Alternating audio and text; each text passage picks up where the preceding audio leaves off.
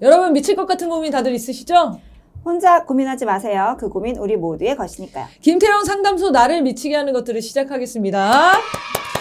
네, 시청자 여러분 새해 복 많이 받으시고요. 새해 첫 촬영입니다. 네, 2024년에도 우리 두 분 선생님과 함께 우리 사회의 여러 곳들을 분석해 나가고 또 좋은 저서들 이렇게 책을 좀 소개하는 시간을 갖겠습니다.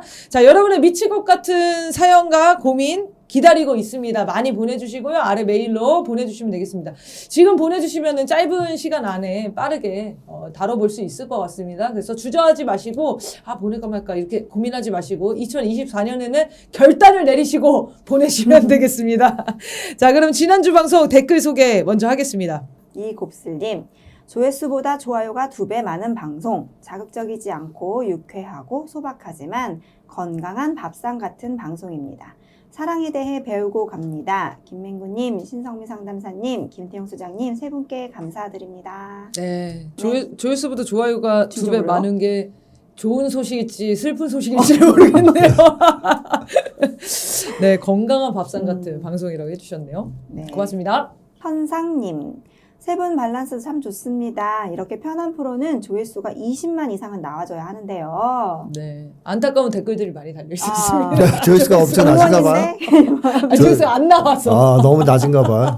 아니 너무 그러니까 이렇게 안 나오기는 좀 쉽지 않은데 제 생각에는 선생님이 여러 방송에 나오시면서 약간 그 희소 가치를 잃지 않았나 어떻게 그럴 수 생각하십니까? 있겠네요. 좀 잘려야 돼.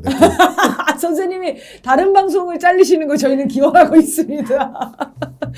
네, 어쨌든 많이 봐주시면 좋겠고요. 초반에 많이 보시고 이렇게 그 공유 같은 거를 해주시면은 조회수가 좀 많이 올라가더라고요. 그래서 저희가 다른 방송이랑 또 다르게 책 내용도 좀 주되게 다르기도 하고 아마 다른 방송과의 또 차이도 있으니까요. 많이 소개해 주시고 공유해 주시면 좋을 것 같습니다. 의정부 어부님, 문재인을 지지할 수밖에 없었던 이유는 이명박근혜를 겪었기 때문이고 그가 잘하길 바랬고 그가 개혁을 이루길 바랐기 때문이었고 그의 훌륭하다고 소문난 인격을 믿었기 때문이다. 그리고 지나고 보니 역사상 최악의 암군에 가깝고 공약 이행률은 최저에 윤석열을 잉태하고 후계로 삼아버린 그를 극렬하게 까는 것은 보통의 상식을 가진 사람으로서 당연한 일이다. 이루미님은 믿었는데 완전히 배신 때렸던 걸 나중에 알게 되면 화나는 건 당연한 거 아닌가요? 이렇게 해주셨어요. 지난 네. 방송에. 지난 방송 때 네. 이 광신적 사랑에 대한 사례로 문재인 대통령을 적극 지지하다가 극렬 안티로 돌아선 경우에 대한 얘기를 했는데 제가 방송 말미에도 말씀을 드렸지만 이 방송 보고 화가 나면은 이상한 거다라고 했는데 실제로 정말 화가 나신 분이 있더라고요. 그래서 제가 공격을 많이 당했습니다. 그래서 선생님 얘기 아니라고 제가 아무리 해설을 해드려도 굉장히 기분이 상하셨나 봐요. 그래서 이 방송을 또 통해서 다시 한번 정리를 해드리면 그 상식적으로 이 문재인 대통령을 지지했던 분들과 그리고 그로 인한 이제 실망들 그래서 비판을 하시는 분들에 대한 이야기가 아니에요. 제가 말씀드린 경우는 일절 비판도 하지 말라고 하면서 이제 문재인 대통령을 좋아하다가 그 다음에 뭐 어떤 여러 가지 계기로 실망하실 수 있고 이유는 거의 비슷할 것 같은데 완전히 돌아서가지고 윤석열보다 더 나쁜 놈이다 이런 식으로 이제 얘기하는 경우 좀 그런 일부 경우에 대한 얘기를 말씀을 드렸던 건데 혹시나 오해가 있었습니다. 그래서 그냥 이 문재인 대통령이 그동안 못했던 일에 대한 정당한 평가와 그리고 그로 인한 실망감에 분노하시거나 그리고 비판하시거나 이런 부분에 대한 얘기를 하는 게 아니었다는 점 다시 한번 말씀드리고요. 문재인 대통령을 당연히 지금은 사실 평가들이 새롭게 이루어지고 있는 상황인 거잖아요. 그동안 그 국민들의 열렬한 그 촛불혁명 이후에 개혁에 대한 기대들을 사실상 해놓은 것이 없이 윤석열이라는 이런 무더운 정권을 보면서 더 좀 실망감이 훨씬 더 커질 수 있는 것 같습니다. 그것도 다 같은 마음이고요. 그래서 뭐 이 재평가는 제대로 이루어져야 될 것 같고요. 제일 중요한 거는 그 시기에 대한 교훈을 발판 삼아서 다시는 그런 일이 없게끔 우리가 판단하는 게 아닐까. 그런 의미에서 선생님의 이제 책에 나와 있는 광신적 사랑. 일부 정치 지도자에 대한 광신적 사랑에 대한 무비판적이고 맹목적인 광신적 사랑에 대해서 지적을 한 거였습니다. 네, 혹시 이걸 보시고도 화가 나신 분은 없으시겠죠? 네, 사회 분석 본격적으로 해보겠습니다. 오늘 충격적인 사건이 있었어요. 이재명 대표가 피습을 당했죠. 다행히 생명의 지장은 없고 지금 이제 수술 끝나고 응급실로 회복실로 이동을 했다고 하는데요. 정말 일어나지 말아야 될 일이 일어난 것 같습니다. 정치인에 대한 피습이 여러 차례 뭐 있었습니다만 제가 기억나는 이제 박근혜 커터칼 피습 그렇죠. 사건. 네, 네. 큰 사건이었죠. 네, 그것도 굉장히 충격적이었던 사건이었고요. 근데 이제 사람들이 생각하기로는 이게 개인이 저지르기에는 이게 가능한 일인가? 이제 정치적인 테러 행위나 다름없는데 어쨌든 이 철저한 수사가 좀 이루어져야 되지 않을까라고 생각이 들고요. 이재명 대표에 대해서 원한이 있을 만한 게 있을까? 뭐 저는 이런 생각이 들었는데 왜 이런 짓을 저지르고 이런 사건들이 일어나는가에 대해서 선생님 좀 얘기를 해주시면 좋겠습니다. 일단 가장 근본까지 들어가서 이거 문제를 원인을 찾아보면 저는 한국 사회의 사상의 자유에 대한 불허가 한국 사회를 이렇게 만들어 왔다고 예전부터 주장해 왔습니다. 그러니까 이게 무슨 뜻이냐 하면 한국은 사상의 자유를 인정하지 않는 나라거든요. 그래서 뭐 한국 사람들은 평범한 사람들조차 그런 생각을 하는 경우가 있어요. 빨갱이는 죽여도 된다. 그렇죠. 인간이 아니다. 광화문에 가면 그런 사람들 있습니다. 있습니다. 예. 그리고 일반인들도 빨갱이는 같이 살아가야 될 이웃으로 생각을 안 합니다. 배척하거나 죽여야 되는 사람을 생각하는데 그게 바로 사상의 자유를 부정하는 국가보안법 그리고 한국 사회가 낳은 심각한 배타주의죠. 반인간주의고. 이 문화가 절정에 이르렀던 것은 이승만 시절이었습니다. 그래서 이승만 시절에 뭐 소위 빨갱이다 그러면 막 죽였죠. 네. 테러 단체들이 네. 서북청년단 같은 조직이 백주대낮에 사람들을 막 죽이고 그랬습니다. 그래서 엄청난 빨갱이 사냥이 벌어진 곳이 바로 이제 한국 사회인데요. 이러한 빨갱이 사냥, 사상의 자유를 부정하는 것에 기초한 빨갱이 사냥 혹은 희생양을 만들어 사냥하는 것이 한국 사회에서 지속되다가 그나마 그것이 조금 약화되고 완화된 것이 민주정부가 들어서면서였어요. 김대중, 뭐 노무현, 문재인 정부 이런 시절에 조금 그게 약화되고 박근혜 이명박 때는 다시 조금 심해졌다가 윤석열 정권이 되자 과거를 완전히 회귀한 것 같습니다. 이승만 시절로. 그걸로 밀고 갔으니까. 네. 왜냐하면 윤석열 자체가 바로 그거 사상의 자유를 부정하는 것에 기초한 파쇼적 정치를 했지 않습니까? 한마디로 증오의 정치, 혐오의 정치를 해왔어요. 그래서 윤석열은 공산 전체주의 세력이라는 괴상한 신조어까지 만들어가면서 그런 사람들하고 같이 할 수 없다. 다 죽여야 된다는 식으로 얘기한 거 아니겠습니까? 맞습니다.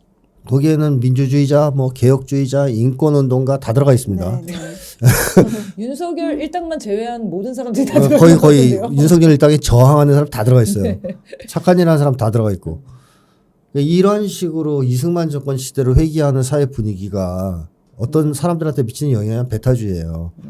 그러니까 나랑 생각이 다르면 죽여도 된다. 죽여도 된다. 뭐 저 사람은 죽여야 된다고 죽여도 된다.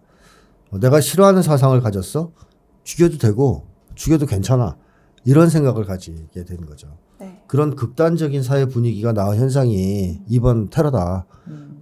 그리고 가짜 사랑의 기초에서 얘기하면 이게 바로 광신적 사랑이에요. 광신적 사랑을 하는 사람들은 눈먼 사랑을 하지 않습니까? 맹목적인 사랑. 그래서 자기가 사랑하는 혹은 가짜 사랑이죠. 가짜 사랑을 하는 광신적 사랑을 하는 뭐 정치 지도자나 종교 지도자가 누구를 미워하는가, 누구를 죽여도 된다고 했는가, 누구를 죽이고 싶어하는 거에 엄청 민감해요.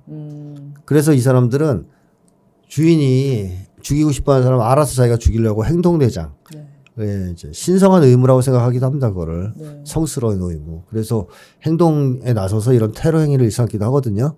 뭐 또 저 조사를 해봐야 되겠죠. 근데 어쨌든 이 사람이 극단주의자라면 아마도 자기가 숭배하고 가짜로 사랑하는 그 사람이 가장 증오하는 사람, 악마화시켰던 사람을 죽이려고 했을 가능성이 높다. 이렇게 이제 봐야 되겠고, 한국 사회의 이러한 테러를 발생하게 만든 저는 기본 책임은 한국의 역사적 시계를 이승만 시대로 돌린 윤석열 정권에게 있다고 보고요.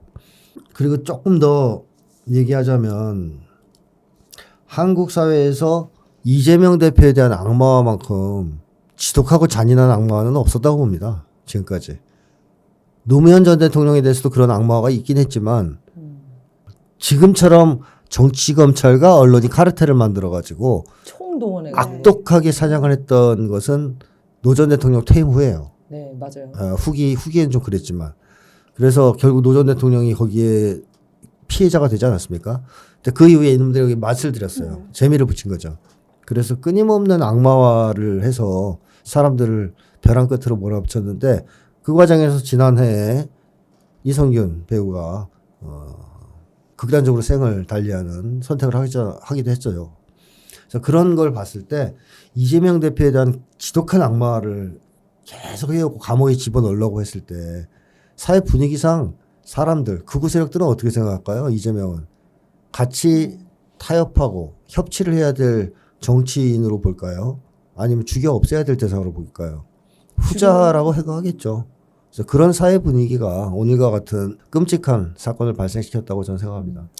그러니까 극우 유튜버들이 이재명 대표와 문재인 대통령 사저에 가서도 하는 짓을 보면은 네. 죽으라고 하는 거예요, 거의. 그렇습니다. 거의 무슨 살을 날리는 사람들처럼 그렇게 하는데도 아무도 제재하지 않잖아요. 네. 그래도 된다고 생각하고. 저는 이 테러 보니까 그 생각이 나더라고요. 예전에 재미동포 신은미 씨라고 네.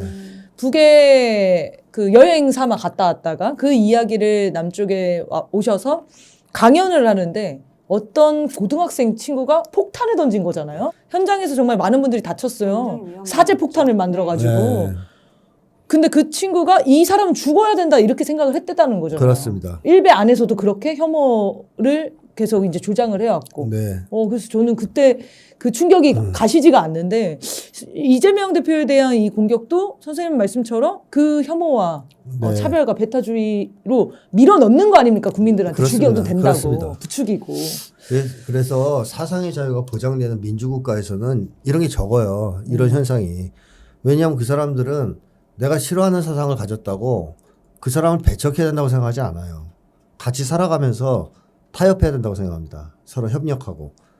그게 사실은 정상적인 사고를 가진 사람이고 또 민주국가에서의 전반적인 민주주의에 대한 그 태도를 보여주는 거 아니겠습니까? 근데 한국같이 국가보안법이 있고 색깔 공격이 난무하는 나라에서는 말씀하신 것처럼 국가가 금지한 사상을 가진 사람은 죽여도 된다는 심리가 팽배해요. 이것만큼 무서운 게 없거든요. 사회의 잔인함, 마녀사냥 같은 분위기를 가져오는 건 없습니다. 네. 그래서 그게 아까 얘기했던 신은미 선생에 대한 테러라든가 네. 또 이재명 대표에 대한 테러, 과거로 돌아가면 김구 선생에 대한 테러, 또 여운형 선생에 대한 테러 이런 거로 이어지는 거죠. 그러니까요. 저는 또 걱정되는 게 하나 더 있는데 이게 요즘 다시 이 사람들이 반응을 보니까 윤석열을 죽여야 된다. 이런 얘기로 또 번져나가더라고요. 네. 그러니까 이재명 대표를 지지하는 분들의 마음이 그럴 수 있잖아요. 근데 이거는 누굴 지지하는 걸 떠나서 사실은 국민들이 그냥 일반적으로 정말 윤석열 죽이고 싶다. 이런 정도의 이제 분노감을 갖고 있는데 여기에 대한 자극도 될까요? 쌍방이 그렇게 갈 수도 있는 거죠. 그러니까 그게 너무 너무 무서운 극단화되면. 거예요. 네. 그러다가 이제 내전도 벌어지고 하는 거거든요. 그런 거죠. 그러니까요. 네. 지금 전쟁이 일어날까봐가 아니라 지금 내전 상태입니다. 내전 상태 너무 걱정되고요.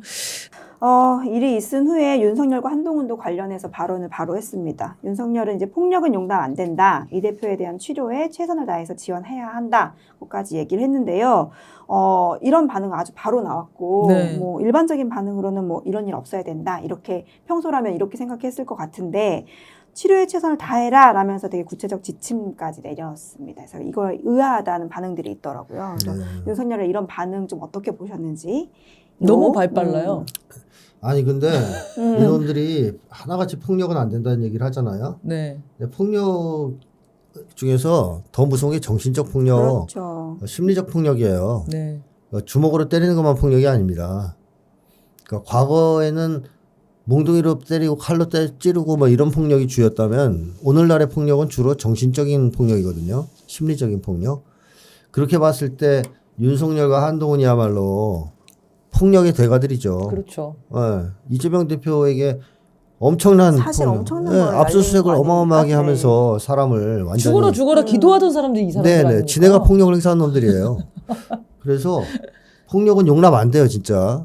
그러니까 윤석열과 한동훈부터 사실은 처벌을 받아야 되는 상황이고 뭐 저는 한국 사회가 이제 좀 주목해야 될 것은 물리적 폭력이 아니라고 봅니다. 정신적 폭력이라고 생각해요.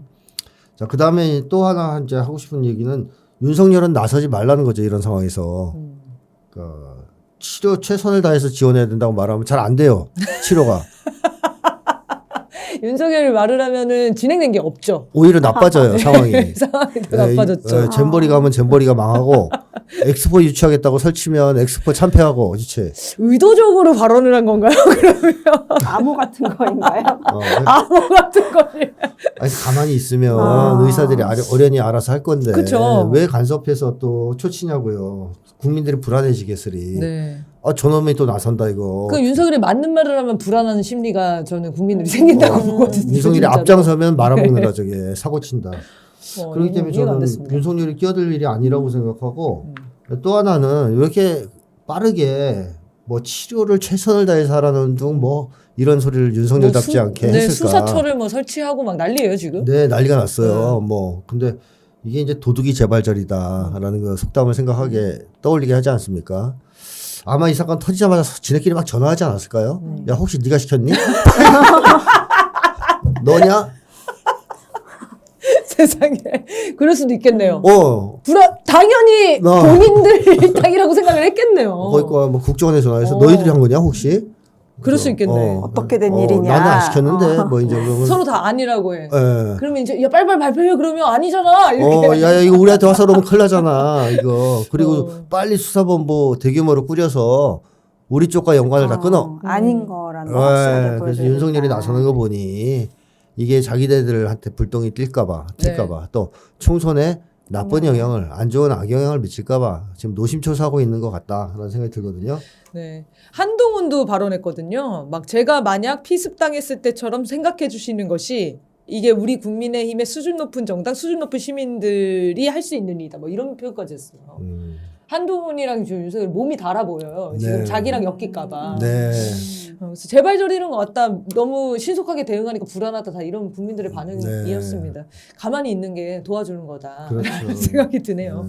네. 그래서 어쨌든 빨리 완쾌를 네. 하셔야 될 것 같고 보니까 영상을 봤는데 정말 좀 충격적으로 네. 진짜 죽이려고 하는 것 같더라고요. 목을 그럼요. 찔렀다는 게 목을 예전에 찔렀잖아요. 목을 찔렀고 그 칼 자체도 진짜 20cm 흉기. 정도 네, 네. 됐다고 하는데요. 그리고 그냥 일반 칼인데 자기가 다치지 않으려고 손잡이도 다 네. 준비를 냈고, 그러니까 우발적이지 않아요. 네, 계획해서 온 거예요. 근데 계획 범죄고. 그리고 제일 중요한 거는 묵비권을 행사하고 묵비권을 있다는 거예요. 행사하고 네. 있다고 하더라고요. 요거는 전문가 아니면은 행사하기 네. 쉽지 않거든요. 그리고 일반 시민들이. 치밀합니다. 네. 그 모자를 준비해서 의심을 풀고 사인을 요청해서 다가오고 이런 거 하나하나가 그렇죠. 상당히 치밀한 범죄라는 걸 보여주죠. 네, 그래서 이 의도, 그러니까 동기 이거를 정확하게 좀 파악을 해야 할 필요가 있을 것 같고 저는 좀 그런 것도 걱정은 돼요. 송영길 대표 예전에 그 피습 당했을 때도 진보 단체 뭐 성원이다 이런 식으로 해서 오히려 내분처럼. 근데 네. 지금도 그런 설이 있잖아요. 이낙연 지지자, 이낙연 네. 개다 이렇게 하면서 민주당이 이렇게 네. 정신 사납다. 이재명 대표 이렇게 피습 당한 거는 당내 정리를 못해서 그런다. 이렇게 여론을 몰아갈 가능성도 있잖아요. 그렇죠. 그걸 당연히 의도하겠죠. 네. 그리고 제가 이게 더불어서 잠깐 말씀드리면 암살하면 미국 아닙니까? 미국은 괜찮은 사람, 유명한 사람, 대중에게 큰 영향을 미치는 사람이 나타나면 예외 없이 거의 암살을 했잖아요. 네. 뭐 케네디 대통령까지 암살당하는 세상이니까 존 레논도 죽었고 마틴 루터 킹, 말콤 X 등등 이루 말할 수 없이 많은 사람들이 암살을 당했어요. 그래서 미국 사람들이 예전에 오바마가 대통령 후보로 나왔을 때 제일 걱정한 게 암살이었다고 합니다. 네, 일반적이군요. 네, 암살당할 거다 오바마. 뭐 그런 이제 상황이 있을 정도로 미국에 암살이 많은데 사실 그게 다 미친놈들이 죽인 거로 결론이 났단 말이에요. 그러니까. 근데 미국 사람들이 그걸 미친놈의 소행으로 과연 믿을까요? 미친놈이 꼭 중요한 시기에 그 정확히, 미국의 기존 네. 시스템을 위협하는 사람이 등장했을 때마다 암살을 해요. 그러니까 이제 이것도 시간이 지나면서 미국에서는 의심을 하죠. 네. 배후가 있지 않을까 뭐 이런 의심을 하는데 JFK라는 영화를 다큐멘터리를 한번 보십시오. 그 유명한 감독 누구더라? 하여튼 뭐 유명한 감독이 만든 거 있어요. 케네디를 누가 죽였는가. 네. 예. JFK라는 영화가 있습니다. 영화. 누가 죽인 건데요? 그러니까 이제 그 영화에서 쭉 시사하는 바는 미국 CIA가 죽였다는 얘기죠. 미국에 사실 있다. 미국의 음모가 군산법 있다. 갑체가 있다. 예. 그런 거를 영화로 풀었죠. 그러니까 내부에서 그러니까 우리 이것도 사실은 그런 말씀하신 대로 정신 이상자 취급으로 네. 그냥 이렇게 네, 무마시킬 그렇게 가능성이 넘기려고 높아요. 하는 네. 것 근데 같은데. 그거는 역사가 지나야 밝혀지는 경우도 있고, 네 쾌유를 기원을 하고요. 너무 놀랐어요, 아침에. 네 빨리 큰일 저기 날까 봐. 회복하셔야 될 것 같습니다. 네. 네, 그러면 이어서 다른 질문들도 좀 해보겠습니다. 네. 이재명 대표랑 이낙연 전 대표가 만났어요. 근데 회동 후에 뭐 변화의 의지를 확인할 수 없었다. 그래서 신당 창당을 본격화하겠다라는 움직임을 보이고 있고요. 민주당 내에서는 지금 반대 의견도 만만치 않고요. 그 비명계 인사들도 따라서 나가진 않겠다. 뭐 이런 얘기들이 나오고 있더라고요. 민주당을 등지고 나가는 이낙연의 향후 행보 어떻게 될지 궁금한데요. 들어보니까 이번 총선 때 이낙연 신당에서 전체 다 후보를 내겠다는 거예요. 전 지역구에. 그 정도 뭐 준비가 되어 있다라는 네. 설도 나오고 있고요. 네. 어떻게 될 것 같으신가요? 뭐 이낙연은 말을 갖다가 직설적으로 솔직하게 하지 않는 걸로 유명한 사람 아니겠어요? 변화의 의지를 확인할 수 없었다는 이런 진짜 귀신 씨나라고 같는 싹까먹는 소리를 할 게 아니고 공천권을 안 주더라. 달라 그랬는데. 당권을 안 주더라. 그렇게 얘기를 해야지. 무슨 이런 이상한 얘기를 합니까? 이낙연이 말하는 변화가 너무 웃겨요. 네. 내용이 없어요. 공천권을 내놓으면 그런 변화가 없어. 이거잖아요. 참 희한한 사람이고. 자, 어쨌든 이낙연은 그 자체 개인으로 봤을 때는 파괴력이 별로 없을 것 같이 보입니다. 지금 여러모로. 그래서 비명계에서도 지금 비명을 지르는 상황이거든요. 왜 이거 저기 아니야. 할당하고 지랄이 뭐 이런 식의 분위기가 있어요. 그러니까 당황한 것 같던데. 네. 이낙연 왜 저래 쟤? 왜 혼자 저래? 이렇게. 그렇죠. 근데 이낙연이 원래 모험을 좋아하는 사람도 아니고 그다음에 아주 용감무쌍한 사람도 아니에요. 근데 탈당을 했다. 제가 계속 얘기하지만 뒷배가 있다는 믿는 게 것입니다. 있다. 뒷배. 네, 강력한 뒷배가 있다. 실제로 지금 이낙연의 정당을 뒤에서 밀어주는 세력이 있다는 게 확인되고 있고요. 정당 창당을 도와주고 있는 세력이. 그 이낙연 쪽이 직접 하는 게 아니고 네. 그 세력이 해준다 그럽니다. 그래서 준비 자체를, 준비 과정 자체를. 오. 정통한 소식통에 의하면. 그리고 이낙연은 그걸 백을 믿고 지금 이제 설치고 있다. 이렇게 이제 보여지는데 전 가장 큰 배후에는 계속 얘기하자면 미국이 있지 않을까가 의심이 되고요. 또 미국이 일사불란하게 한국의 극우 세력을 조종해서 보수 대연합 음모를 추진하고 있다고 봅니다. 네. 그래서 한동훈의 국진당과 이준석의 신당, 이준석. 이낙연의 신당을 끌어내서 시너지 효과를 일으키다가 총선 전에 합당할 가능성은 적지만 총선 후에는 당연히 합당하겠죠. 그래서 보수 대연합을 구성해서 영구집권을 하려는 그런 음모가 추진되고 있다. 네. 그렇다면 이낙연은 지금 해야 돼, 움직여야 돼요. 그러니까 그거 자체가 지금 비명계에게 다 전달이 안 된 상황이기 때문에 그 자세한 정보가 얘들이 놀라는 거죠. 그래서 비명을. 악 하고 비명을 지르고 있어요. 전달이 안 됐어. 근데 결국에는 같이 하겠죠? 이제 이낙연이랑. 하나씩 둘씩 설득하겠죠. 지금 지금 선이 전달이 잘 안 돼가지고 비명계는 결국에는 어차피 이낙연을 따라 나갈 거다. 그럴 가능성이 네. 높죠. 저는 뭐 이후에 어떻게 이준석이랑 한동훈이랑 하나로 합쳐질지 네네네. 모양으로 어떤 말로 또 이렇게 그렇죠. 어떤 명분이라도 네, 있어야 되는 명분을. 건데 합당할 수 없잖아요. 반윤석열. 반윤석열. 반윤석열, 반민주당, 비이재명 뭐 이런 네. 식으로. 근데 국민들한테 지지받기가 쉽지 않을 것 같은데요. 분위기가 어떠냐에 따라 네. 달라요. 어. 그래서 지금 그렇게 쉽게 볼 수 있는 상황은 아닌가. 가능성이 있다고 보시는 거예요? 없지 않아요. 저 왜냐하면 지난번에 그거 보수대연합 말씀하셨을 때 그때부터 지금 걱정이 심해져가지고 진짜 지금 얘네들이 서로 칭찬하고 막 난리가 아니잖아요. 네. 서로 만날 수 있다 막 그러질 않나. 네. 또 이준석은 한동훈한테 노태우처럼 백담사에 보내는 용단을 내리라는 식으로 얘기했거든요. 그런 얘기도 있어요. 한성열을 아니 한성열이 한성열이 윤석열을 네. 이름까지 헷갈리네 이제. 하나가 되어 있기 때문에. 네. 그래 그런 얘기를 하는 게 뭐겠어요. 결국 윤석열을 치고 나하고 붙자는 거잖아요. 네. 네. 그러니까 그런 걸 계속 통해서 한동훈을 끌어들이려고 할 거고 한동훈도 그런 큰 세력이 밀어주고 있다면 어느 시점에서는 주인을 바꾸면서 윤석열과 거리를 둘 가능성이 있거든요. 네. 그래 되면 이제 반순 윤석열의 기치 아래 또 뭐 민주당에 정을 못 붙이고 있는 사람들까지 포괄해서 끌어들이는. 그럼 국힘당이 지금 한 30% 지지받고 있고 민주당이 대략 그 정도 되거든요. 네. 근데 윤석열을 반대하는 사람이 한 60% 되는데 30% 정도가 유동적이에요. 네. 이 사람들까지 먹으면 국힘당이 한 거의 50, 네. 60까지 육박할 수 있으니까 해볼만 하다고 생각하겠죠. 그러면 안 되는데. 걔들 계산은. 근데 이쪽에서 강력한 윤석열 탄핵 투쟁, 또 윤석열 심판 투쟁이 벌어진다면 이 음모는 파탄나죠. 효과를 발휘할 수 없죠. 그러니까 이게 민주당에서 이렇게 주저주저하는 상태로 지금 4월까지 가면 그럼 모두가 다 폭망하는 상황이 그럴 되네요. 위험이 생기는 거죠. 네. 그런 의미에서는 이재명 대표에 대한 피습 배후도 이해가 되네요. 네. 그거를 꺾기 위해서 이재명 중심으로 어떤 윤석열 탄핵의 흐름이 만들어지는 거를 꺾기 위해서 구상을 했을 수 있겠다라고. 네. 김건희 특검도 예상하시겠습니다? 지금 관심이 확 사라졌잖아요. 네, 그러니까요. 아, 그러네요. 그것도 확 사라졌네요. 알겠습니다. 아, 그래요. 김건희 특검법 통과됐는데요. 뭐 왜 이렇게 기쁜 거보다 이렇게 찜찜하죠? 그렇죠. 통과가 됐는데 그 다음이 꼭 있는 거 이제 아직은 이제 다 진행이 덜 된 것 같죠. 윤석열 거부권을 바로 행사하겠다고. 그러면 재의결을 해야 되잖아요. 그럼 국힘당에서 한 10석에서 한 20석 사이 정도 이탈하면 재의결할 수 있을 것 같다는 이제 계산이 나오는데 국힘당에서 이탈할 가능성 있을까요?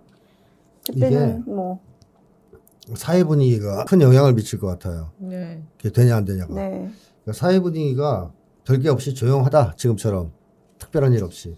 그럼 국힘당의 그 상황을 잘 아는 사람 말로는 이탈표 못 나올 거라 합니다. 그렇죠. 워낙 네. 이게 얘네들이 눈치 보고 무서워하는 네. 상황이라서 쫄아가지고 이탈표 쉽게 안 나올 거라 그래요. 네. 근데 만약에 반대로 세상이 막 들끓는 분위기, 윤석열 탄핵 심판 이게 막 대세가 되는 듯한 그런 투쟁의 분위기가 생기면 옛날에 헌재가 박근혜 탄핵 결정 내렸듯이 얘들도 두려워지니까 이탈표가 나오겠죠. 네. 과거에 사실 박근혜 탄핵 때도 이탈표가 많이 나왔었거든요. 그래서 탄핵이 성공한 거 아닙니까? 나올 거라고 예상도 못했습니다. 네. 그때도. 네. 근데 무서우니까 한 거예요. 국민적 투쟁의 분위기에 눌려가지고. 그래서 만약에 윤석열 반대 투쟁, 탄핵 투쟁이 활발하게 벌어진다면 이탈표가 나올 가능성이 매우 높아요.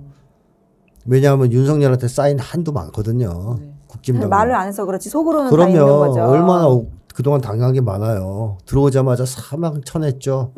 그다음에 쥐약 먹은 놈들이라고 맨날 비하하죠. 그러니까 국힘당 사람들도 윤석열을 좋아하는 사람 별로 없어요. 어쩔 수 없이 네, 하고 무서워서 있는. 캐비넷 네. 무섭고 이래가지고선 가만히 있는 거지. 그래서 그런 분위기가 만약에 조성된다면 이탈표가 나올 수 있어요.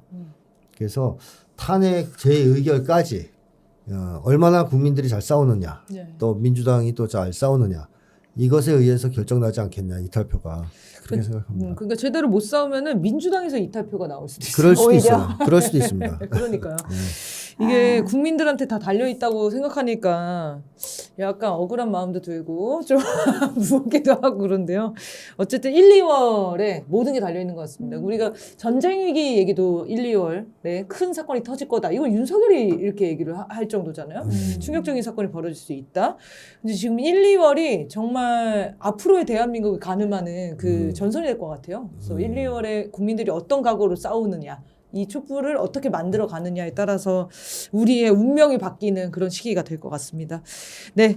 이어서 한동훈 얘기를 조금 하기 싫은데 해볼까 하는데요. 저는 진짜 한동훈 너무 스트레스 받아요, 정말.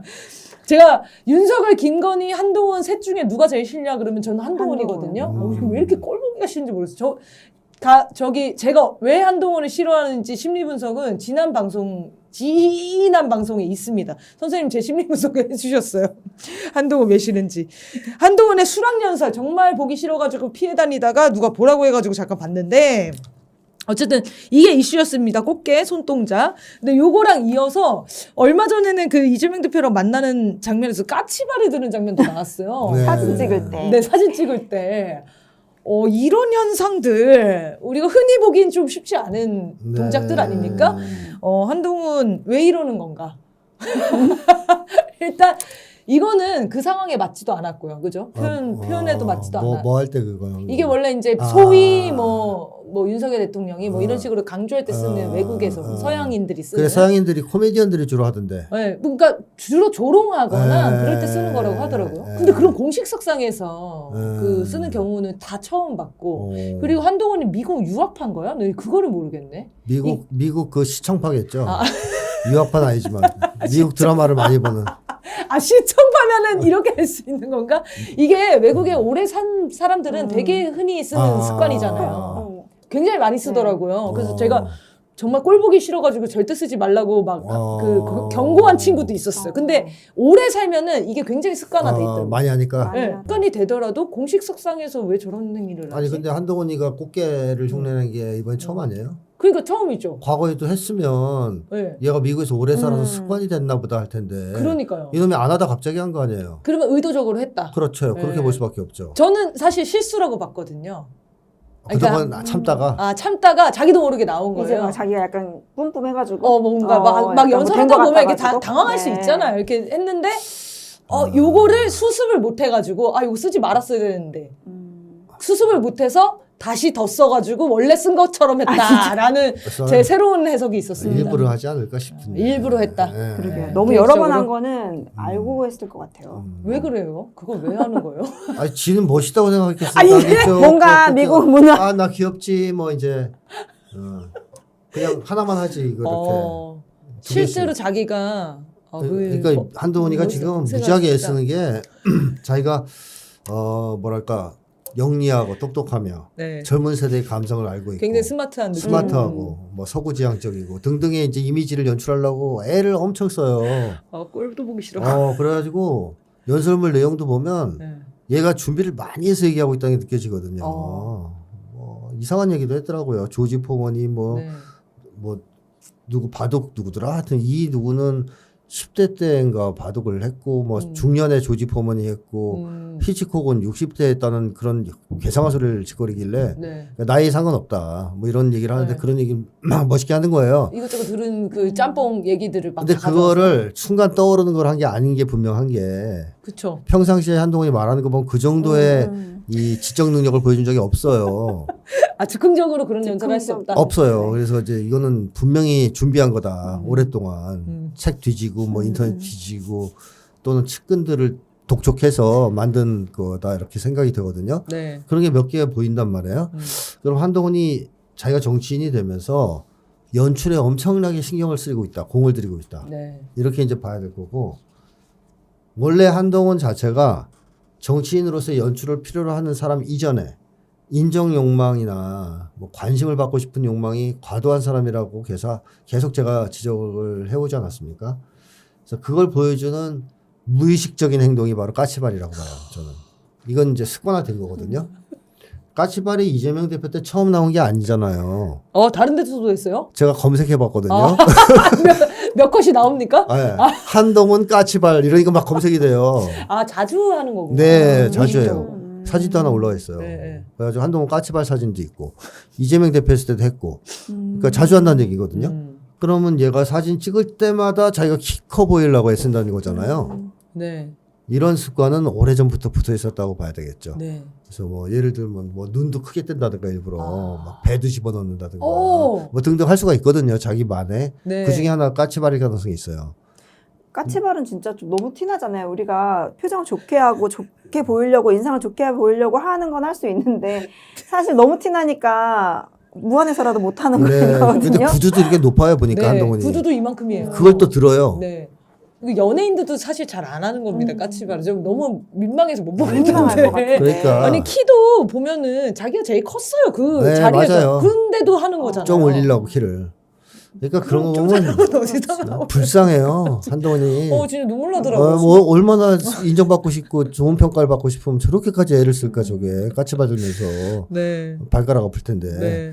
이게 근데 만약에 무의식적으로 하는 습관이라면 앞으로 계속 자주 목격되겠네요. 그런데 이제 얘가 근데 이 지적이 됐잖아요. 얘기를 들어가지고 네. 이제 신경 쓸 수도 있어요. 안 할 수도 있어요. 그러면 키높이 구두를 아예 조금 구두를 더 이렇게 높이 더 걸고 장착을 해서 하거나. 아니면 하이힐 신고 나오든가. 그거는 좀 신경을 쓰는 타입이다. 그러니까 사람들이 뭐 맞아요. 이제 놀리면 들으면. 평가 그런 거 되게 민감해요. 네. 그래서 한동훈은 상대방이 마치 자기한테 어떤 얘기를 할지 아는 사람처럼 대꾸할 때가 많거든요. 뭐 윤석열 얘기 물어보면 저는 맹종한 적이 없고 뭐 이런 식으로 누가 맹종한다고 그랬나요? 자기가 속 안에 있는 아무도 그 얘기 안 하거든요. 근데 지가 먼저 얘기해요. 또 뭐 머리가 복잡한 거야. 김건희 특검법 얘기하면 이 얘기를 하면 제가 곤란해질 거라고 예상하시는 분이 막 이런 식으로 우린 그렇게 생각만 했지 말로는 안 했잖아. 근데 이미 알고 이미 있다는 본인이 알고 그러니까 본인이 그런 거에 굉장히 예민한 네. 거예요. 네. 머리가 복잡할 것 같아요. 여러 불쌍- 가지 막, 네. 막 짱구를 막 굴리면서 하는 거잖아요. 한마디 할 때마다. 맞습니다. 그러니까 솔직하게 그냥 얘기하면 네. 되는 건데. 네. 그래서 한동훈은 연출을 통해서 세상을 만나는 사람이다. 네. 이렇게 봐야 되겠고 그 격차가 너무 크다. 연출을 했을 때와 하지 않았을 때가. 하지 않았을 때가 기대됩니다. 그때는 그 청문회에서 보여줬잖아요. 뚜껑이 열려가지고 막 깐족깐족대고 말꼬리 잡고 이거죠, 이거 등 이렇게 하는 거. 코 벌렁벌렁거리고 막 그게 이제 한동훈의 비연출 모습, 네. 솔직한 모습이고 꾸미지 않았을 때의 모습. 그때는 어휘력도 빈곤하죠. 네. 근데 연출했을 때는 굉장히 멋있는 말 써가면서 뭐 그래서 기자들하고도 질문을 제안해서 받고 그랬지 않습니까? 김건희랑 왜 친한지 알겠어요. 네. 김건희도 약간 그런 타입이잖아요. 그렇죠. 평상시에는 막 얘기하다가 네. 그 기자회견 보면은 말투와 목소리 톤까지 바꿔가지고 딱 포장하지 않습니까? 자기 있는 그대로 보여줄 수 없는 사람들. 네. 네. 닮은 점을 찾았네요. 네. 그래요. 연설 내용 중에 이런 얘기가 있더라고요. 만주벌판의 독립운동가들, 전국의 광장에서 민주화를 열망했던 학생들과 넥타이 부대를 이제 언급했는데 이게 한동훈이 했다는 건 거죠. 네. 그러니까 그러면서 동시에 운동권, 특권 세력 청산이 시대 정신이다라고도 얘기를 했습니다. 이런 표현들 왜 갖다가 썼는지 궁금해요. 네. 근데 만주벌판의 독립운동가들과 이 전국의 광장에서 민주화를 열망했던 학생들과 넥타이 부대는 연결선상에서 논할 수가 있어요. 네. 예, 뭐 다 이제 정의를 위해서 싸웠던 사람들이고 또 민족의 자주, 민주, 통일을 주장했던 사람들, 뭐 만주의 독립운동가는 통일이 되기 전이네, 분열되기지. 하여튼 그런 쪽이니까 그러니까 정의를 위해 싸운 사람으로서 또 불의에 맞서 싸운 사람으로서 뭐 동질성이 있죠. 이게 역사적으로 흐르는 네. 곳에서 하나라고 이을 수 있는 가능성이 있어요. 네. 한동훈이 왜 이런 걸 언급했을까? 그러니까 그게 이상해요. 만주벌판의 독립운동가들 홍범도 장군이에요. 네. 맞습니다. 지금 그렇게 하고 있으면서 말은 네. 그렇게 잘해요. 그러니까 이 사람들에 대해서 저는 적대감이 있다. 한동훈이. 적대감이 있다. 네. 오히려. 네, 적대감이 있고 질투심도 심하다. 왜냐하면 자기는 비겁한 삶을 살아왔잖아요. 그러니까 비겁하지 않은 삶, 용감한 삶을 살아온 사람들에 대해서 시기 질투하는 그런 어떤 마음이 있지 않느냐. 그래서 그런데 대놓고 훼손할 수는 없어요, 이 사람들을. 홍범도 난 너무 싫어, 죽여버리고 싶어, 뭐 이렇게 얘기할 수는 없는 거 아니에요? 그래서 모양이 빠지고. 네, 그러니까. 모양도 빠지고. 네. 그러니까 이렇게 마치 그런 사람들을 자기가 높이 평가하는 것처럼 끄집어 내놓고 사실은 모욕을 준 거예요. 옛날에는 일부러 니네가 그럴까? 그랬을지 몰라도 이제는 특권 세력이 돼서 청산 대상이 된 거 아니냐. 그러니까 부정하는 데서 어디까지 부정하느냐. 운동권 특권 세력이라는 표현을 통해서 민주화운동 세력만이 아니라 만주벌판의 독립운동가들까지 싸잡아서 지금 매도하는 묶었어요. 식의 이 논리를 구사한 거거든요. 네. 그러니까 아주 나쁜 놈이죠. 이놈이. 대단히 나쁜 놈인데. 저런 운동- 거 비아냥에 진짜 네. 도가 도가 터 있네요. 텄다. 네. 네. 그쪽에는 아주 도사예요. 그쪽은 잘합니다. 즉흥적으로 할 때도 그건 잘해요. 남 괴롭히고 네. 조롱하는 거는. 그러니까요. 근데 운동권 특권 세력이란 말은 사실 현실을 왜곡하는 말이고 운동권이 정권을 잡아본 적이 없어요. 그러네요. 한 번도. 뭐 저도 뭐 굳이 얘기하면 옛날 운동권 출신인데 이렇게 어려운 삶을 살고 있잖아요. 특권이 없어. 평생 동안 특권을 누려본 적이 없거든요. 그 일부 뭐 586 정치인들 중에 민주당에 들어가서 약간 거물이 된 사람들이 있긴 하겠지만 그렇다고 해서 그 사람들이 민주당의 당권을 잡은 적도 없어요. 맞아요. 지금까지 그러네요. 역사를 봤을 땐.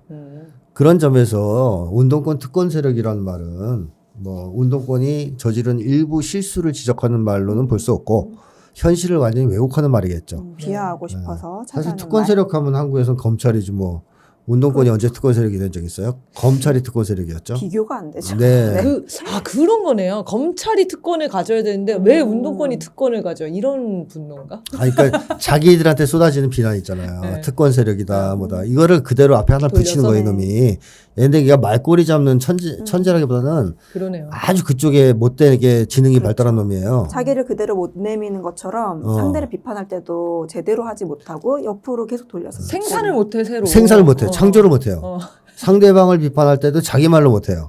상대방이 쓴 말을 비틀거나 그 앞에 뭘 붙여서 비판을 해요. 그러니까 너무 치사해. 그러니까 특권 세력 그럼 운동권 특권 세력 뭐 이런 식으로 공격한다든가 너희는 전체주의야 그러면 너희는 뭐 개딸 전체주의야 이렇게 반사만 계속 언어에서의 이래서 한동훈을 싫어하는 거야. 언어에서의 창의력이라고는 도저히 찾아볼 수 없고 자기 내용은 찾아볼 수 없고 남이 한 말을 그냥 거울처럼 반사하는 이놈이 하나씩 진짜 붙여가지고 말꼬리 잡기죠. 진짜. 말꼬리 애기 때 하는 잡는 거잖아요. 애기 때 한 이거. 거죠. 정말로. 애기 때. 네, 딱 그 공격만 하거든요.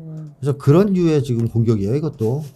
저는 이게 시대 정신이라고 얘기하는 것도 너무 웃긴 거예요. 삶의 목표가 운동권 특권 세력 청산이냐. 말이 안 되네. 운동권 특권 세력을 먼저 찾는 게 지금 먼저 그러니까요. 없다. 지금 없다. 아니 국민들한테 시대 정신이라는 뜻을 모르는 거 아니냐고 이 정도면. 그러니까 좋은 말은 다 갖다 써요, 이놈이. 또 표절의 왕 아니야, 표절의 왕.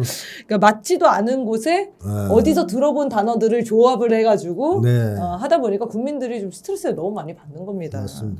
아 그리고 이거는 꼭 한번 다뤄보고 싶었어요. 아니 도대체 왜 한나라의 정부 여당의 그 비대위원장 수락 연설에서 나올 만한 문장은 아닌데 한번 들어보십시오. 어릴 때 곤란하고 싫었던 게 나중에 뭐가 되고 싶으냐, 장래희망이 뭐냐라는 학기 초마다 반복되던 질문이었습니다.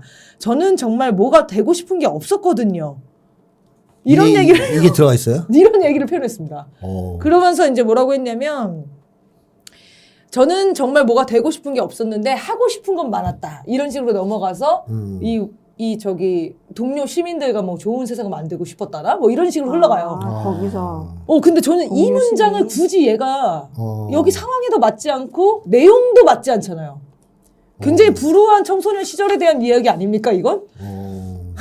이거는 그 뭐랄까 무의식적 자백이라고 할 수 있거든요. 네, 거의 그런 정도였습니다. 쓰다 보니까 우연찮게 어린 시절에 한 일화가 이제 떠올라서 이 기록에 넣은 것 같은데 네.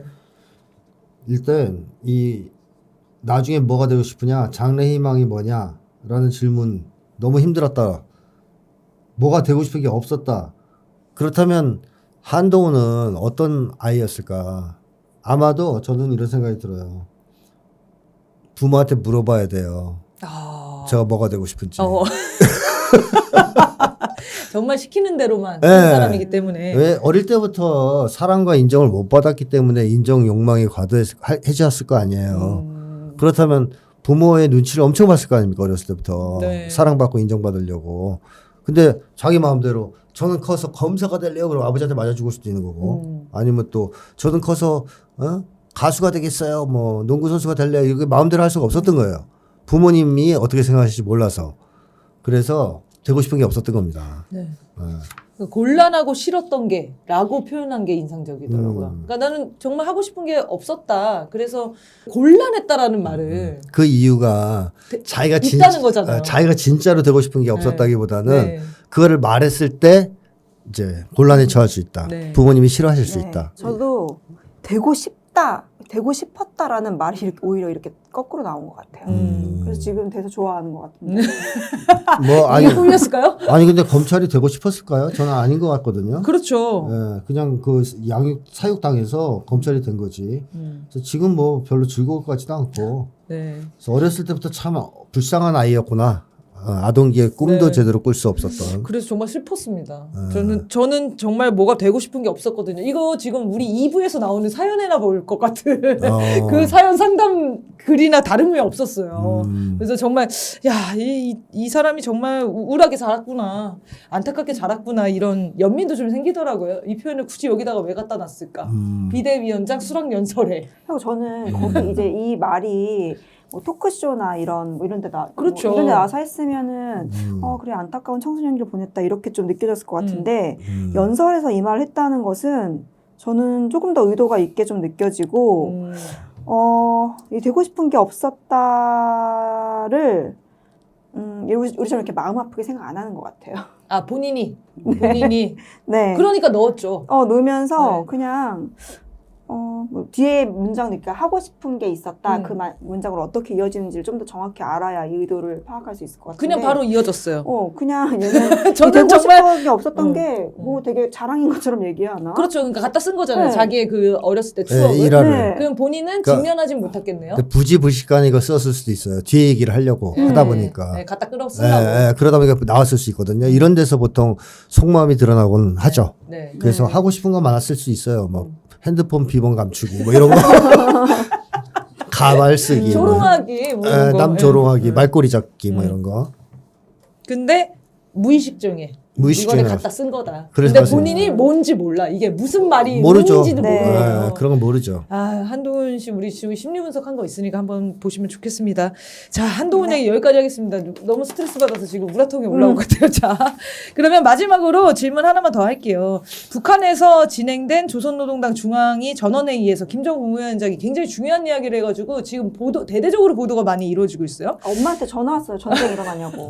뭐라고 하셨습니까? 그 남편분도 얘기하셨잖아요. 네, 남편도 지금 김태원 쌤한테 물어봐라. 진짜 이렇게 얘기한 거냐. 진짜 이렇게 얘기했는지 빨리 확인을 해오라고 저한테 아침에 주문을 넣었고 엄마 그러니까요. 전화했더니 성미야 여기 내려와 있는 거 어떠니 김치도 많이 담가놨고 쌀도 많이 사놨다. 그래서 정말 엄마 내려가? 네. 진짜 그러니까. 심각하게 받아들이고 계시더라고요. 네. 그러니까요. 그 북측에서 어떻게 발표를 했냐면 얘기를 했냐면 북남 관계는 더 이상 동족 관계, 동질 관계가 아닌 적대적인 두 국가 관계, 전쟁 중에 있는 두 교전국 관계로 완전히 고착됐다. 대남 사업 부분의 기구들을 정리 개편하기 위한 대책을 세우며 근본적으로 투쟁 원칙과 방향을 전환해야 한다. 그리고 주적으로 뭐 여겨야 된다. 이런 표현이 있었나 봐요. 네. 그게 가장 크게 보도가 되면서 이제 남측이랑은 통일 정책을 폐기하고 전쟁하겠다라고 발표했다 이렇게 보도가 왕창 이루어졌습니다. 그래서 언론에서 저도 지금 그걸 저도 보고 이게 뭐야 이게 무슨 얘기야 이렇게 생각을 했는데 이 의미가 뭔지 분석을 좀 부탁드리겠습니다. 북쪽이 통일을 포기한다는 것은 있을 수 없는 일이고요.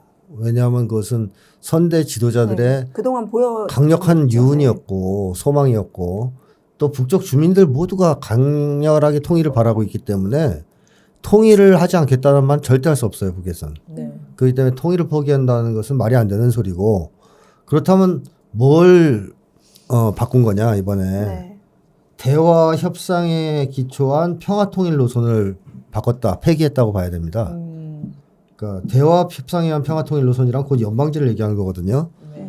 김대중 전 대통령과 김정일 국방위원장이 만나서 합의를 좀 했었죠. 낮은 단계 연방제와 남쪽의 연합 제안이 유사하다. 거기에 기초해서 통일국가를 지향해 나가자. 이런 식으로 합의를 했었어요. 많이 알고 있는 이게 6.15 공동선언. 6.15 공동선언. 이게 북의 일관된 주장입니다. 1980년대부터 주장해왔던 연방제 통일 방안이에요. 그러니까 두 개의 체제를 그대로 두고 통일을 하자. 그러려면 전쟁을 하면 안 되겠죠? 평화적 방법으로 대화 협상을 통해서 하자는 거거든요. 근데 그게 불가능하다라고 이제 그걸 폐기한 거예요. 안 된다. 그러면 통일을 안 하겠다는 아니고 하겠다는데 평화통일 노선을 폐기했으면 남는 거는 무력통일밖에 없어요. 네. 그러니까 무력통일 노선으로 정리가 된 겁니다. 무력 통일 노선으로 전환하겠다라고 발표하셨어요. 저는 하겠다는 한 거죠. 했다. 이미. 이거는 위험한데요. 그러면? 작년부터 대한민국 것들, 대한민국이라는 용어를 쓴 게 그거예요. 이제 완전히 이제 적대 국가로 보는 거죠. 이제는 동족 뭐 이런 게 아니고 특수관계도 아니고 적대국이거나 교전 당사국이다. 그러니까 그거를 이번에 공식화한 거거든요. 그 용어가 나오기 시작했을 때 남쪽에서는 남쪽 체제를 뭐죠 북쪽이 인정했네 뭐네 하는 헛소리 하는 사람들이 있었는데 그렇게 무서워하는 사람도 있었어요. 있었죠. 통일 전문가라고 한 사람들이. 아이고. 근데 굉장히 위험한 상황 신호라고 봤는데 네, 그게 그쵸. 이번에 정리된 거예요. 자, 근데 왜 이런 인식을 갖게 됐냐면 북쪽에서 하는 얘기를 이번에 신년사를 들어보면 그겁니다. 70년을 돌이켜 봤을 때 계속 당했다는 거예요. 아무리 바뀌어도 소용이 없다는 거죠. 아무리 바뀌어도. 그러니까 민주당이 되든 뭐 이 보수 세력이 되든 바뀌는 게 없더라. 그러면서 친미 사대주의에서 벗어날 수 없다는 인식을 가진 것 같습니다. 남쪽 정치 세력이. 그러니까 예를 들면 김대중 전 대통령도 6.15 공동선언을 하고 미국에게 제동이 걸려서 추진을 효과적으로 그다음 추진을. 잘 못했어요. 근데 그 정도만 돼도 북쪽이 방향을 바꾸지는 않았을 것 같은데 문재인 정권에서 4.27을 비롯한 3번의 회담을 하고 미국이 워킹 그룹으로 완전히 막아버렸죠. 죄버리자 아무것도 못했잖아요. 네. 그리고 오히려 이제 적대 정책을 취하기 시작했고 후반부터. 네. 그러다 윤석열이 들어서고는 아예 노골적으로 지금 핵전쟁 도발 연습, 전쟁 연습까지 이제 시작하는 단계거든요. 이렇게 되자 이제 북에서 70년을 돌아봤을 때, 이놈들이 진짜 미국의 소나기에서 벗어날 수 있을까, 남쪽 정치 세력이. 이거 안 되겠다, 이거. 도저히 못 벗어난다. 결론 내린 거죠. 그래서 앞으로도 저는 그런 얘기를 주장하고, 민주당이 되더라도 협상 없다 이거예요. 이거 큰일 납니다. 이게 문제입니다. 제일 큰 문제는. 그러니까 그렇게 딱 표현을 했더라고요. 네. 민주, 보수, 상관없다. 상관없다. 그렇죠. 다 똑같다 지금. 똑같다는 거죠. 70년간을 돌아봤을 때 미국의 소나기에서 절대로 벗어날 수 없다. 그렇기 때문에 앞으로 문제는 우리 미국하고 해결하겠다. 너희는 그냥 꺼져라. 대화 상대로 절대 쳐주지 않고 깔짝대면 힘을 해결하겠다. 이런 식으로 방향을 바꾼 거예요. 이게 가지는 큰 문제점은 앞으로 한반도의 운명을 북과 미국이 결정할 가능성이 높아졌습니다. 그러네요. 우리 남쪽이 배제될 가능성이 높아졌어요. 물론 이제 윤석열이가 자초한 거죠. 윤석열이가 결정타를 날린 거 아닙니까, 사실. 그렇죠. 네, 그래서 그런 방향으로 한반도의 상황이 흘러갈 것이라는 생각이 들고, 그다음에 또 하나는 북쪽이 진작에 그 핵무력을 완성했지 않습니까? 근데 그 국가 핵무력을 완성해서 미국한테도 매 협박하는 상황이잖아요. 이번에도 화성포 18형 훈련 발사를 하면서 워싱턴이 잘못된 결심을 할 때 우리가 어떻게 대응할지를 보여줬다. 그러니까 한마디로 워싱턴에다 쏘겠다는 얘기잖아요. 화성포를. 그렇게 얘기를 하면서 미국을 압박하는 나라인데 남쪽에 대해서는 그렇게까지 밀어붙이지 않았습니다. 통일 때문에. 네. 같은 동족이고 화해와 협력을 해야 될 대상이기 때문에 계속 여지를 둔 게 있어요. 그 핵무력 같은 거로 위협하지 않았다는 얘기죠. 남쪽을 대상으로 하지 않는다고 옛날에 얘기했었지 않습니까? 네. 그런데 앞으로는 이런 얘기죠. 동족이라고 해서 봐주는 거 없다. 너희는 이제 동족도 아니다. 그러니까 적대 국가인데, 그러니까 적대적 국가 관계, 교전 당사국 간의 관계라고 이번에 얘기를 했는데 그게 뭐냐면 러시아 우크라이나 관계란 얘기예요. 비유하자면 러시아나 우크라이나 관계에서 서로의 입장이 해결이 안 됐잖아요, 정치적으로. 그게 결국은 뭐가 됐습니까? 전쟁 났잖아요. 전쟁이 터졌지 않습니까? 그러니까 그런 식으로 지금 정리를 한 겁니다. 앞으로는 러시아 우크라이나 관계처럼 할 거다. 그래서 남한에서 남쪽에서 윤석열이가 사소한 도발이라도 걸어오면 전면적인 전쟁으로, 핵전쟁으로 대답할 것이다. 이런 식의 얘기를 이번에 한 것 같고요. 그 표현이 남반부 전 영토를 평정하겠다는 표현이에요. 그렇게 나왔죠. 표현이. 전 영토? 엄마 안 되겠어. 거기도 어디 있으나 똑같아. 땅끝인데 거기가. 하나만이 답이다. 네, 그러니까 전쟁이 터지면 사소한 도발이라도 쉽게 얘기하면 대사변이라는 표현도 쓰면서 북에서 그걸로 대답할 거다. 그러니까 건드리기만 하면 그냥 우리는 전면 전쟁. 그것도 핵무력을 처음부터 쓰겠다 그랬습니다. 그러니까 이렇게 바뀌어버린 거예요. 옛날에는 동족이니까 가능하면 대화를 하고 핵무력은 안 쓰고 이러려고 했는데 이제는 그런 거 없다 이거죠. 이제는 건드리면 바로 핵무력을 전술핵을 쓰겠죠. 네. 전술핵으로 다 타격하고 남반부 전 영토를 우리가 점령하겠다. 이런 얘기를 지금 한 거란 말이죠. 이 얘기를 누구 들으라고 했을까요? 윤석열. 윤석열이 들으면 알아들어요 이걸? 죄송합니다. 민주 죄송합니다. 세력? 미국이네요. 미국이죠. 미국이죠. 미국한테 한 얘기예요. 윤석열을 이용해서 우리랑 대화 깔짝거리면 깔짝거리면 안 된다 이게. 그렇죠. 그 얘기네요. 야 윤석열 앞세워서 혹시 도발 조금 하고 뭐 국지전 뭐 이런 거 기대하면 어림도 없다. 바로 전면전으로 들어갈 거고 미국 본토로 화성포 날아간다. 그러니까 너희들 정신 똑바로 차리고 어떻게 마음의 정리를 해라. 네. 미국한테 얘기한 얘기예요. 그리고 또 하나 미국한테 경고한 건 뭐냐. 한국 중재자로 더 이상 이용 못한다.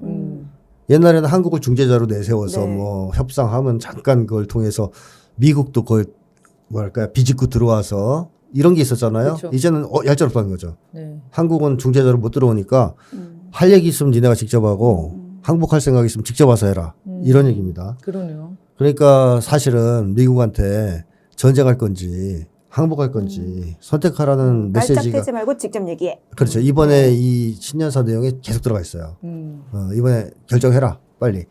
미국이 계속 적대 행위를 지속하면 뭐 우리는 당연히 강경, 초강경으로 맞설 것이고 그 과정에서 전쟁은 이미 기정사실인데 시작되는 순간 전면적으로 네. 전쟁으로 나설 것이다. 이런 얘기가 나온 거로 이제 보이는데 이것이 의미하는 바는 이제 우리한테는 좀 심각해져. 이거 어떻게 막을 수 있습니까? 일단 제일 어떻게 해야 중요한 건 돼요? 윤석열 끌어내려야 되죠. 왜냐하면 윤석열이 생각이 없어요.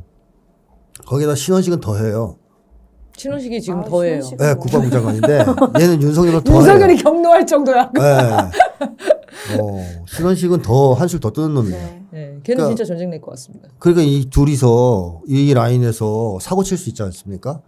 그러는 순간 바로 용산으로 전술핵이 날라올 거라고 봐야 돼 이제. 윤석열이 그렇게 얘기했잖아요. 선조치유 후보고 하라고. 네네. 신년에 가서 부대 방문해가지고 네. 신혼식이 뭐 좋아 이런 거 아닙니까 지금? 맞습니다. 그렇죠. 네. 그리고 무조건 대응해라 이렇게 이제 나오고. 자 이런 상황이 벌어졌기 때문에 한반도에서의 전쟁이 터질 가능성이 정말 높아졌습니다. 네.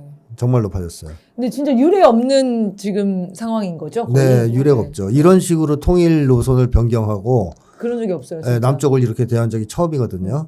그래도 여지들은 다 대화의 여지들을 다 열어놨었는데 지금 있었죠. 완전히 다 닫은 거 없어요. 아닙니까? 네.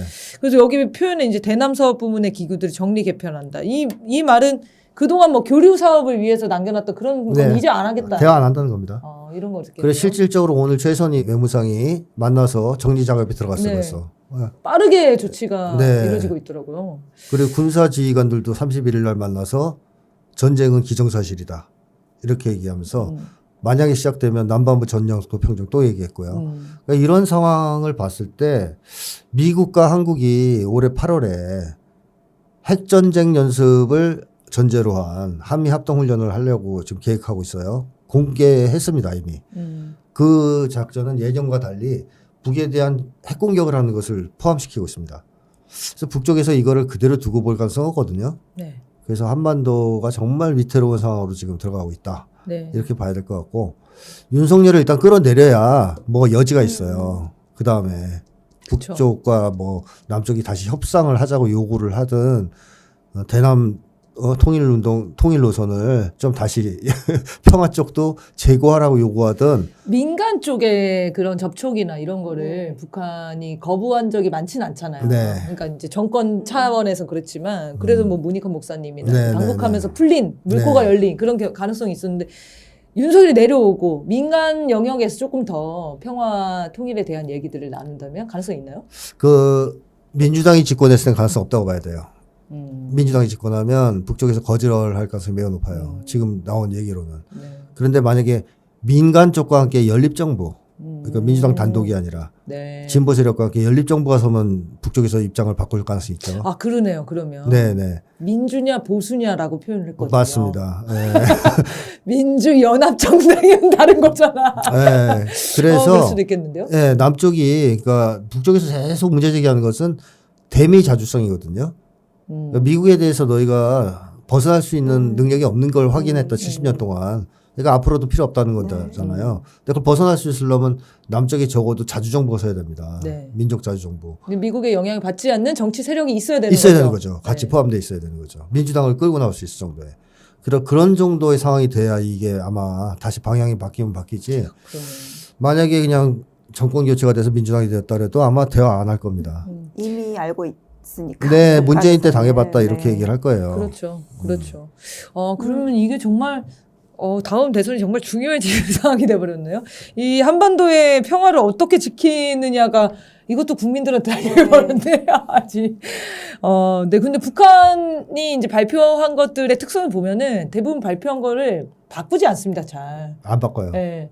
굉장히 신중하게 언급을 하는 경우들이 많고 그 방향대로 그냥 흘러가는 네. 거거든요. 그래서 지금 이 표현은 지금 사상 초유의 가장 강경한 네. 표현이고 그거를 앞으로 노선으로 지금 정리를 한 상황이라면 네. 바꾸기 당대회에서 결정한 그러면- 건데 못 바꿨죠. 그렇죠. 네, 그러려면 정말 많은 또 조건들이 필요할 네, 것 네. 같아요. 네, 하지만 가능성은 있다. 가능성은 있죠. 그 첫 번째는 윤석열이죠. 네. 윤석열을 일단 날려야 되고. 네, 한반도의 운명이 저희한테 달려버렸네요. 네, 어쨌든 저는 이 전원회의 보면서 미국한테 한 경고다 이렇게 좀 인식이 네. 새롭게 되는 것 같아요. 보통 이제 보도들은 다 남쪽을 겨냥해서 이런 걸 발표했다 이렇게 얘기를 하는데 사실상 여기는 북미 관계를 어떻게 해소할 거냐 이거를 핵심으로 북한에서는 주장을 하고 있는 거기 때문에 네, 그런 방향에서 한번 더 다시 해석을 한번 해봐야겠네요. 다음에 기회가 되면 조금 더 구체적으로 해보겠습니다. 네, 그러면 오늘은 책을 다루기에는 시간이 많이 늦어져서 그 다음 방송 때 책을 다뤄보도록 하겠습니다. 가짜 사랑 권하는 사회로 다음 시간에 책을 다뤄보겠습니다. 자, 여러분들이 미칠 것 같은 사연과 고민들 아래 메일 주소로 보내주시면 저희가 우리 두 분 선생님과 함께 진지하게 그리고 따뜻하게 상담해 드리도록 하겠습니다. 많이 사연 보내주시기 바랍니다. 자, 그러면 오늘 방송 이렇게 마치겠습니다. 감사합니다.